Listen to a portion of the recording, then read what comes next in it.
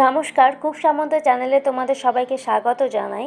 আজকে আমি রান্না করব হচ্ছে মাটন হরিয়ালি। চলো কিভাবে বানাচ্ছি তাহলে দেখে নিই। আমি তেল দিয়ে দিলাম, এরপর আমি টমেটো, পেঁয়াজ আর আলু নিয়েছি আর লঙ্কাটাকে কুচিয়ে নিয়েছি। আর এখানে নুন হলুদ মাখিয়ে রেখেছি মাটনটা। আমি তেলের মধ্যে জিরে, গোটা গরম মশলা আর তেজপাতা দিলাম আর লঙ্কাটাকেও দিয়ে দিয়েছি, শুকনো লঙ্কা দিলাম, পেঁয়াজটা দিলাম,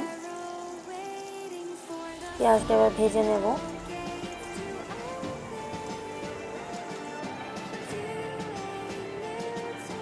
রসুন বাটা দিলাম, পেঁয়াজটা যেই ভাজা হয়েছে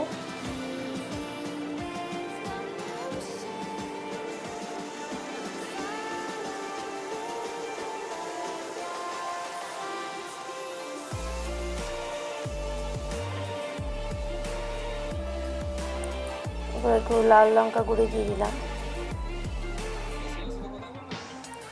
নুন দিলাম,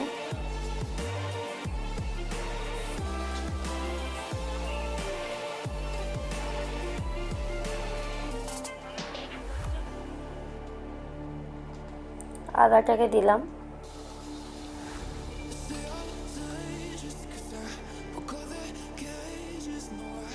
কাজু বাটা আর পোস্ত বাটাটাকে দিয়ে দিলাম,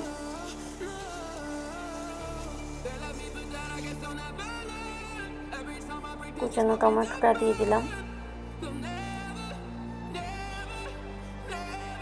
মশলাটাকে কষানোর জন্য আমি 5 মিনিটের জন্য ঢাকা দিয়ে দিয়েছিলাম। এরপর আমি একটু হলুদ দিলাম, লাল লঙ্কার গুঁড়ি আর একটু নুন,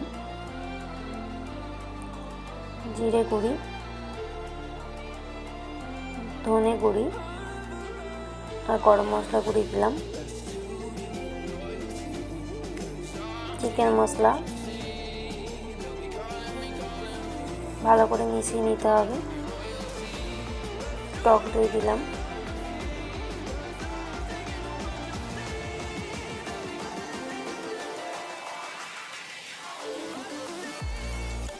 দেখো তেলটা এবার ছেড়ে এসছে, দেখো মশলাটা আমার কষে গেছে।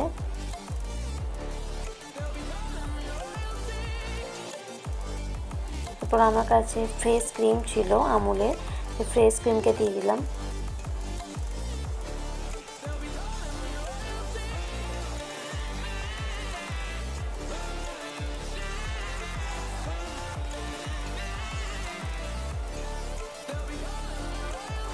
এবার নুন হলুদ মাখিয়ে রাখা মাটনটা আমি দিয়ে দিলাম,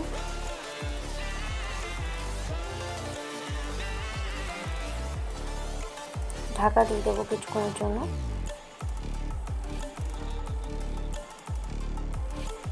1 চামচ মতো টমেটো সস দিলাম আর একটুখানি চিনি দিলাম, স্বাদ মতো দিতে হবে ওটা।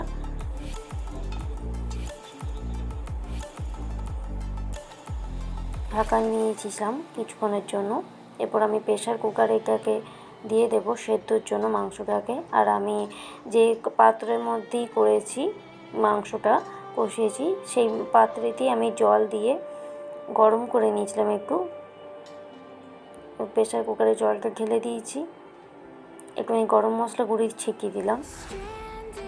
দেখো আমার রান্নাটা হয়ে গেছে, খুবই সহজ পদ্ধতিতে করা হলো এই মাটন হরিয়ালি। তোমরাও বাড়িতে করবে আর আমার রান্নাগুলো কেমন লাগছে আমাকে জানাবে অবশ্যই। আর আমার চ্যানেলটাকে যদি এখনও পর্যন্ত সাবস্ক্রাইব করে না থাকো তাহলে আমার চ্যানেলটাকে অবশ্যই সাবস্ক্রাইব করে দিও।